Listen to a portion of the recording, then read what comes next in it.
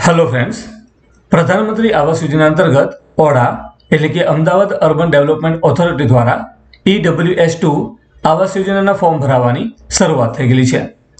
મિત્રો, જો આપની વાર્ષિક આવક મર્યાદા 3 લાખ સુધીની છે અને જો આપ 5.5 લાખમાં આ યોજના અંતર્ગત મકાન મેળવવા ઈચ્છતા હોય તો આ વિડિયો ખાસ આપના માટે છે।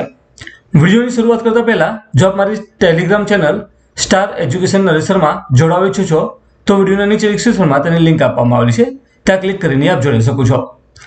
મારી YouTube ચેનલ સ્ટાર એજ્યુકેશન નરેશરમાં આપ નવા છો તો ત્યારે સબસ્ક્રાઇબ કરો અને બેલ આઇકનને પ્રેસ કરો, જેથી મારા આવનારા દરેક વિડિયોની નોટિફિકેશન તમને મળતી રહેશે અને સૌથી પહેલા તમે તે નિહાળી શકશો। વિડિયોની અંત સુધી જોશો, પસંદ પડે તો તેને લાઈક કરશો અને વધુમાં વધુ શેર કરો, જેથી અન્ય મિત્રોને પણ ફાયદો થાય। તો ચાલો વિડિયોની શરૂઆત કરીએ। oda.org.in આ વેબસાઇટની લિંક વિડિયોના નીચે ડિસ્ક્રિપ્શનમાં આપવામાં આવેલી છે, ત્યાં ક્લિક કરશો એટલે સીધા તમે ઓડાની ઓફિશિયલ વેબસાઇટ એના હોમ પેજ ઉપર તમે આવી જશો, જે આપ સ્ક્રીન ઉપર જોઈ શકો છો। તેમાં સૌથી પહેલી link Sanand EWS2 Awas Yojana form લખેલ છે, તેના પર તમારે ક્લિક કરવાનું રહેશે, એટલે આ પ્રમાણેનું પેજ તમને જોવા મળશે। મિત્રો, અરજી જે છે તે ઓનલાઈન કરવાની છે અને પેમેન્ટ પણ ઓનલાઈન કરવાનું છે। ફોર્મ ફિલઅપ સંબંધિત તમારી કોઈ પણ સમસ્યા હોય તો અહીં ઓડાની ઓફિસનો જે કોન્ટેક્ટ નંબર આપવામાં આવેલો છે તેના પર તમારે કોન્ટેક્ટ કરવાનો રહેશે અને પેમેન્ટ સંબંધિત તમારી કોઈ સમસ્યા હોય તો અહીં જે કોન્ટેક્ટ નંબર આપવામાં આવેલો છે તેના પર તમારે કોલ કરવાનો રહેશે। એપ્લાય કરવા માટે અહીં ફર્સ્ટ નંબર પર સાણંદ લખેલું છે, તેની સામે અહીં ક્લિક હિયર લખેલું છે, તેના પર તમારે ક્લિક કરવાનું રહેશે। મિત્રો, ફોર્મ ફિલઅપ કરવાની તારીખ તમે જોઈ શકો છો, 1/12/2023 ના રોજ ફોર્મની શરૂઆત થઈ ગઈ છે અને એપ્લાય કરવાની છેલ્લી તારીખ છે 15/1/2024, એટલે કે 15 જાન્યુઆરી 2024 સુધી આપ એપ્લાય કરી શકો છો। ક્લિક હિયર ઉપર આપણે ક્લિક કરવાનું રહેશે। ત્યારબાદ અહીં નીચે ડોક્યુમેન્ટ્સ બુકલેટ લખેલ છે, તેના પર તમારે ક્લિક કરવાનું રહેશે। આ બુકલેટમાં આવાસ યોજનાનો સમગ્ર પ્લાન દર્શાવવામાં આવેલો છે, જેમ કે આપ અહીં જોઈ શકો છો ગ્રાઉન્ડ ફ્લોર પ્લાન। એમાં આ ઇમેજમાં તમે વિવિધ નંબર જોઈ શકો છો, જેમ કે અહીં 1 નંબર છે તો નીચે લખેલું છે એન્ટ્રી અને એક્ઝિટ, તેવી જ રીતે અલગ અલગ નંબરો જે છે એ શું દર્શાવે છે તે બધી જ માહિતી અહીં નીચે મેન્શન કરવામાં આવેલી છે। મિત્રો, આપ વિડીયોની અંદર કદાચ સ્પષ્ટપણે જોઈ ના શકતા હોય, પરંતુ તમારા મોબાઈલમાં અથવા તો પછી લેપટોપ કે પીસી પર તમે આ PDF ડાઉનલોડ કરીને ઝૂમ કરીને જોઈ શકશો। ત્યારબાદ અહીં તમે જોઈ શકો છો કે ટિપિકલ ફ્લોર પ્લાન, એમાં અહીં તમે જોઈ શકો છો કે 3 બિલ્ડિંગ રહેશે, બિલ્ડિંગ 1, 2 અને 3। ત્યારબાદ અહીં ટિપિકલ યુનિટ પ્લાન જે છે એમાં પણ તમે જોઈ શકો છો કે અહીં અલગ અલગ નંબર આપવામાં આવેલા છે અને તે પ્રમાણે નીચે તમે એની સાઇઝ, બરાબર છે, જેમ કે તમે યુનિટ કાર્પેટ એરિયા જે છે તો 39.94 સ્ક્વેર મીટર આ પ્રમાણેનું તમે જોઈ શકો છો। નીચે પણ 1 થી 7 સુધી લિવિંગ, કિચન, બેડરૂમ, બાથ, વોશ એરિયા આ બધું જ દર્શાવેલું છે, જેનો આપ અભ્યાસ કરી શકો છો। ત્યારબાદ અહીં તમે ટિપિકલ શોપ યુનિટ પ્લાન જે છે એ પણ અહીં દર્શાવવામાં આવેલું છે અને બાજુમાં ઇમેજમાં તમે લોકેશન જોઈ શકો છો। મિત્રો, એપ્લાય કરતા પહેલા તમારે ખાસ નિયમો અને સૂચનાઓ વાંચવી પડશે। તેના માટે આપણે હોમ પેજ ઉપર આવવું પડશે અને તેની નીચે અહીં ન્યૂઝ એન્ડ ઇવેન્ટ્સ લખેલું છે, તેની નીચે વ્યૂ ઓલ ઉપર તમારે ક્લિક કરવાનું રહેશે, એટલે આ પ્રમાણેનું પેજ તમને જોવા મળશે। તેમાં સૌથી ઉપર સાણંદ EWS2 આવાસ યોજના નોટિફિકેશન લખેલું છે, તેની સામે વ્યૂ ડિટેલ્સમાં અહીં PDF તમે જોઈ શકો છો, એના ઉપર તમારે ક્લિક કરવાનું રહેશે, એટલે આ પ્રમાણેની PDF તમને જોવા મળશે। જેમાં અહીં તમે જોઈ શકો છો અમદાવાદ શહેરી વિકાસ સત્તામંડળ એપ્લિકેશન ફોર્મ ભરવાની છેલ્લી તારીખ 15/1/2024। કુલ 756 યુનિટ માટેનું આ અરજી ફોર્મ છે અને કેટલીક મહત્વની સૂચના અહીં દર્શાવવામાં આવેલી છે, જે આપણે જોઈ લઈએ। ફોર્મની તમામ વિગતો ફરજિયાત ભરવાની રહેશે, અધૂરા ભરેલ ફોર્મ અમાન્ય રહેશે। ફોર્મ ફી ₹200 અને ડિપોઝિટ પેટે ₹7,500 જમા કરાવવાના રહેશે અને ડિપોઝિટ પરત કરવાના કિસ્સામાં વિના વ્યાજે પરત કરવામાં આવશે। વ્યક્તિ દીઠ એક જ ફોર્મ ભરી શકાશે। એકથી વધુ ફોર્મ ભરેલ હોવાનું માલુમ પડશે તો તમામ ફોર્મ એલોટમેન્ટ રદ કરી ભરેલ ડિપોઝિટની પૂરેપૂરી રકમ જપ્ત કરવા સુધીની કાર્યવાહી કરવામાં આવશે। કોઈપણ સંસ્થા, પેઢી કે ટ્રસ્ટ કે કંપનીના નામે અરજી કરી શકાશે નહીં. એક કુટુંબ એક જ આવાસ મેળવવા માટે હકદાર રહેશે. ભારતનો નાગરિક હોય અને કમાતો પુખ્ત વયનું પરિણીત કે અપરિણીત વ્યક્તિ અલગ કુટુંબ તરીકે ગણી શકાશે. ફોર્મમાં ખોટી માહિતી ભરવાથી રદ થનાર ફોર્મ બાબતે અથવા રિફંડ બાબતે ઉદ્ભવતા પ્રશ્નોની સંપૂર્ણ જવાબદારી અરજદારની રહેશે. આથી તમામ વિગતો સાચી અને સ્પષ્ટ લખવી. અરજદારશ્રીએ ફોર્મ એકવાર ભરવાનું રહેશે અને ફોર્મ ભર્યા બાદ જો કોઈ સુધારાની કે પ્રમાણપત્ર ઉમેરવાની જરૂર જણાય તો અરજી સ્વીકારવાની છેલ્લી તારીખ સુધી અરજદાર દ્વારા અગાઉ ભરેલ ફોર્મમાં ઉમેરો એટલે કે એડિટ કે સુધારા વધારા કરી શકાશે. મિત્રો, આ એક સારી બાબત છે. ઘણી બધી અરજીની અંદર તમે પાછળથી કોઈ સુધારા વધારા નથી કરી શકતા આવતા, પરંતુ આમાં અરજી કરવાની છેલ્લી તારીખ સુધીમાં જો તમારે કદાચ કોઈ ભૂલ રહેલી હોય તો તમે તેમાં સુધારા વધારા કરી શકો છો. અરજદાર અને તેના કુટુંબના સભ્યની તમામ વિગત અરજીપત્રકમાં દર્શાવેલ હશે તેને કાયમ ગણવામાં આવશે. તેમાં કાયદાકીય અધિકૃતતા સિવાયનો કોઈપણ પ્રકારનો ફેરફાર માન્ય રાખવામાં આવશે નહીં. જે કિસ્સામાં પતિ પત્નીના છૂટાછેડા થયેલ હોય તો તેવા કિસ્સામાં નામદાર કોર્ટના હુકમ ફરજિયાત રજૂ કરવાનો રહેશે. અન્યથા અરજી આવાસની ફાળવણી આપોઆપ રદ ગણાશે. આ યોજના હેઠળ અરજદાર અને તેના કુટુંબના સભ્યોની થઈને કુલ વાર્ષિક આવક મર્યાદા ₹3 લાખ સુધીની છે. જો અરજદાર ઉપયુક્ત આવક મર્યાદાથી વધુ આવક ધરાવતો હોવાનું માલુમ પડશે તો તે અરજીપત્રક ફાળવણી રદ કરવામાં આવશે. અનામત કેટેગરીના અરજદારોએ પોતાની જાતિ અંગેના સક્ષમ અધિકારીશ્રીના પ્રમાણપત્રને સ્કેન કરી ફરજિયાત અપલોડ કરવાનું રહેશે. અરજદાર પતિ અથવા પત્ની અલગ અલગ જાતિના હોય તેવા કિસ્સામાં જેના નામે ઓનલાઈન અરજી કરવામાં આવેલ હશે તેની જ જાતિ અંગેનો પુરાવો માન્ય રાખવામાં આવશે. આરક્ષણ કેટેગરીમાં સમાવિષ્ટ અરજદારે પોતાની જાતિ અંગેની સાચી વિગત કાળજીપૂર્વક ભરવી. અપલોડ કરેલ જાતિ પ્રમાણપત્ર મુજબ કેટેગરી માન્ય ગણવામાં આવશે. ઓનલાઈન અરજી ફોર્મમાં જાતિના પ્રમાણપત્ર નંબર અવશ્ય લખવાનો રહેશે. દિવ્યાંગ અરજદારોએ વિકલાંગતાનો લાભ મેળવવા માટે 40% કે તેથી વધુ અંગેનું સિવિલ સર્જનના અસલ પ્રમાણપત્રો સ્કેન કરી અપલોડ કરવાનું રહેશે. દિવ્યાંગજનો શારીરિક ખોળખાંપણ અથવા જાતિની કેટેગરી પૈકી કોઈપણ એક કેટેગરીનો લાભ મેળવી શકશે. અરજદાર ભારતભરમાં ક્યાંય પણ માલિકીનું પોતાના નામે, કુટુંબની વ્યક્તિના નામે આવાસ ધરાવતા નથી તે મતલબનું સ્વઘોષણા એટલે કે સેલ્ફ ડિક્લેરેશન ડાઉનલોડ કરી ₹50ના સ્ટેમ્પ પેપર ઉપર ફોટોગ્રાફ સાથે નોટરી કરાવીને અપલોડ કરવાનું રહેશે.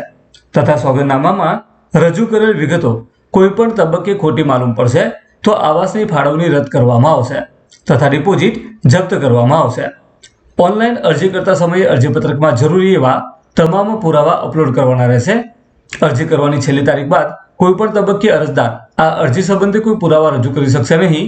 આ યોજના હેઠળ અરજદાર દ્વારા રજૂ કરવામાં આવેલ માહિતી તથા આધારો સાચા ન હોવાનું પુરવાર થાય તેવા અરજદારના કિસ્સામાં યોજના અંતર્ગત આવાસ ફાળવણી રદ કરવા અંગેનો નિર્ણય થયા બાદ ઉપરોક્ત 7,500 તથા અન્ય જમા કરેલ રકમ જપ્ત કરવામાં આવશે અને પરત મળવા પાત્ર થશે નહીં. ઓનલાઈન અરજીપત્રક ભરતી વખતે જો એક કરતાં વધુ વાર નાણાં જમા થાય તો તેવા કિસ્સામાં અરજદારે પરત લેવા માટે ઓડા કચેરીમાં આધાર પુરાવા રજૂ કરી સૂચવ્યા મુજબની અરજી કરવાની રહેશે. આવાસ ફાળવણી અંગે જે કોઈ લીગલ ચાર્જ ભરવાનો થાય તો લાભાર્થીએ ભરવાના રહેશે. દર્શાવેલ પ્લાનિંગ અને બાહ્ય દેખાવ સૂચિત છે તેમાં ટેકનિકલ જરૂરિયાત મુજબ ફેરફાર થવાની શક્યતા છે. આવાસોના યુનિટ, પ્લાન, સ્થળ, સ્થિતિ વગેરેમાં ફેરફારની સંભાવનાઓ રહેશે. જે બાબતે અરજદારનો હક દાવો રજૂઆતો ગ્રાહ્ય રાખવામાં આવશે નહીં. આ યોજનામાં ફેરફાર કરવા અથવા મુલતવી રાખવાનો સત્તામંડળનો અબાધિત અધિકાર રહેશે જે લાભાર્થીને બંધન કરતા રહેશે.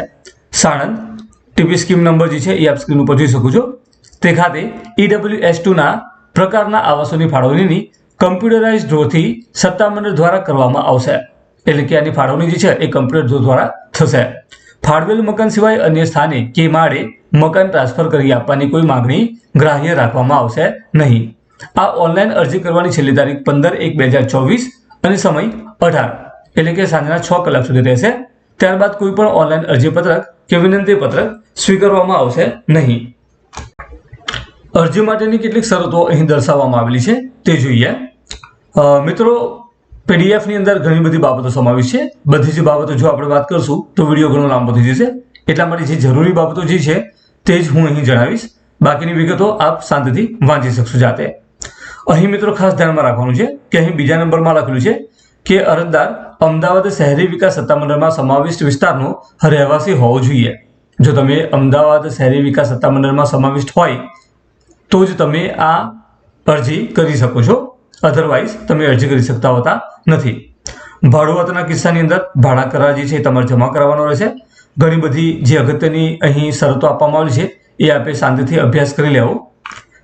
ત્યારબાદ કેટલીક બાબતો જોઈએ તો કેટેગરી અલગ અલગ જે હોય એમાં તમારે પ્રમાણપત્ર કોનું જોશે તે પણ અહીં દર્શાવવામાં આવેલું છે. જેમ કે દિવ્યાંગ કે શારીરિક ખોળખામ પણ હોય તો સિવિલ સર્જનનું તમારે પ્રમાણપત્ર જોશે. તેવી જ રીતે અહીં બધું મેન્શન કરવામાં આવેલું છે જે આપણે વાંચી લેવું. મિત્રો આ 11મા નંબરનો મુદ્દો જે છે એ ખાસ અગત્યનો છે, એ આપણે જોઈ લઈએ. કમ્પ્યુટરાઇઝ ડ્રોથી પ્રાયોરિટી યાદી નક્કી થયાથી આવાસનો કબજો સોંપવામાં આવે તે દરમિયાન અરજદાર દ્વારા વિનંતીથી આવાસની ફાળવણી રદ કરવા અરજી કરવામાં આવે તો નોંધણી ફી ₹7,500 માંથી સત્તામંડળનો વહીવટી ખર્ચ ₹1,000 કાપી લઈને બાકીના ₹6,500 તથા ભરેલ હપ્તાની રકમ વ્યાજ સિવાય પરત ચૂકવવામાં આવશે, એટલે કે વ્યાજ આપવામાં આવશે નહીં.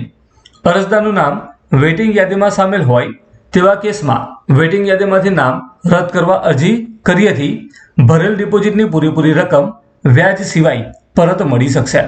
ફાળવણી કે વેઇટિંગ યાદીમાંથી નામ રદ થતાં તેઓનો આવાસ મેળવવા અંગેનો હક આપોઆપ રદ થશે.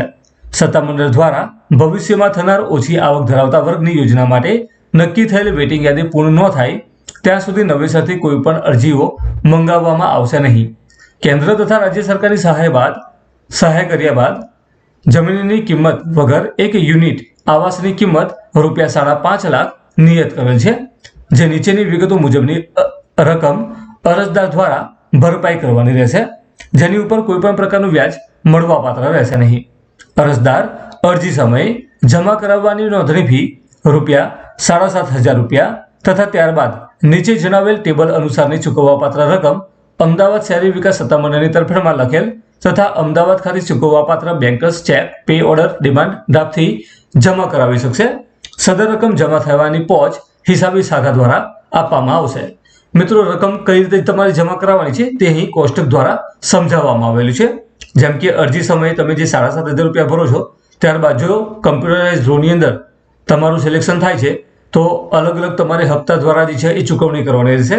જેમાં પ્રથમ હપ્તો જે છે એ 2 માસની અંદર તમારે ₹55,500 તમારે ભરવાના રહેશે. ત્યારબાદ બીજો હપ્તો જે છે એ 3 માસની અંદર ₹57,000 ભરવાના રહેશે. ત્યારબાદ ત્રીજો હપ્તો 6 માસની અંદર ₹85,000 ભરવાના રહેશે. ચોથો હપ્તો 9 માસમાં ₹85,000, પાંચમો હપ્તો 12 માસમાં ₹85,000, છઠ્ઠો હપ્તો 15 માસમાં ₹85,000 અને સાતમો હપ્તો 18 માસમાં ₹90,000. આમ કરીને કુલ ₹5.5 લાખ તમારે ભરવાના રહેશે. સૌથી નીચે સ્વઘોષણા એટલે કે સેલ્ફ ડિક્લેરેશન ફોર્મ આપવામાં આવેલું છે, જેમાંની વિગતો તમારે ભરવાની રહેશે અને ત્યારબાદ તેને તમારે અપલોડ પણ કરવાનું રહેશે. ઓનલાઈન એપ્લાય કરવા માટે અહીં ક્લિક હિયર ઉપર તમારે ક્લિક કરવાનું રહેશે અને ત્યારબાદ આ પ્રમાણેનું પેજ તમને જોવા મળશે. તેમાં અહીં મોબાઈલ નંબર અને આધાર નંબર એન્ટર કરીને સેન્ડ ઓટીપી પર તમારે ક્લિક કરવાનું રહેશે. તમારા મોબાઈલમાં આવેલ ઓટીપી નંબર તમારે ત્યારબાદ એન્ટર કરવાનો રહેશે અને વેરીફાઈ પર તમારે ક્લિક કરવાનું રહેશે. એટલે આ પ્રમાણેનું પેજ તમને જોવા મળશે. મિત્રો જે હમણાં તમને સૂચનાઓ અને નિયમો વાંચીને સંભળાવ્યા આ પ્રમાણેનું પેજ તમને જોવા મળશે, જેના સૌથી છેલ્લે નીચે તમારે એક ચેકબોક્સ આપવામાં આવેલું છે, ત્યાં તમારે ક્લિક કરીને નેક્સ્ટ પર ક્લિક કરવાનું રહેશે. ત્યારબાદ તમારી સમક્ષ ઓનલાઈન એપ્લાય માટેનું એક ફોર્મ આવી જશે, જેમાં માગ્યા પ્રમાણેની વિગતો તમારે ફિલઅપ કરવાની રહેશે. તમારી બેઝિક ડિટેલ્સ, તમારું નામ, એડ્રેસ, આ બધી જ વિગતો તેમજ ત્યારબાદ ડોક્યુમેન્ટ્સ કેટલાક તમારે અપલોડ કરવાના રહેશે. મિત્રો કોઈ પણ સમસ્યા સર્જાય તો તમને વિડીયોની શરૂઆતમાં જે કોન્ટેક્ટ ડિટેલ્સ આપવામાં આવેલી છે તેના પર તમે કોલ કરીને પણ પૂછી શકો છો. મારે એપ્લાય કરવાનું ન હોવાથી હું આગળની પ્રોસેસ નથી કરતો, પરંતુ ફોર્મ ખૂબ જ ઇઝી છે, તમે જાતે પણ તમે એપ્લાય કરી શકો છો. જે પ્રમાણેની વિગતો માંગેલી છે તે પ્રમાણે તમારે ફિલઅપ કરવાની છે અને ડોક્યુમેન્ટ્સ અપલોડ કરવાના છે. મિત્રો વિડીયો પસંદ પડ્યો તો તેને લાઇક કરશો અને વધુમાં વધુ શેર કરશો અને હજુ સુધી મારી ચેનલને સબસ્ક્રાઇબ નથી કરી તો તમે અત્યારે જ તેને સબસ્ક્રાઇબ કરી નાખો. તમારો કોઈ પણ મૂંઝવતો પ્રશ્ન હોય તો વિડીયોની શરૂઆતમાં દર્શાવેલ કોન્ટેક્ટ ઉપર તમે કોલ કરી શકો છો અથવા તો વિડીયોની નીચે મને કોમેન્ટ્સ કરી શકો છો.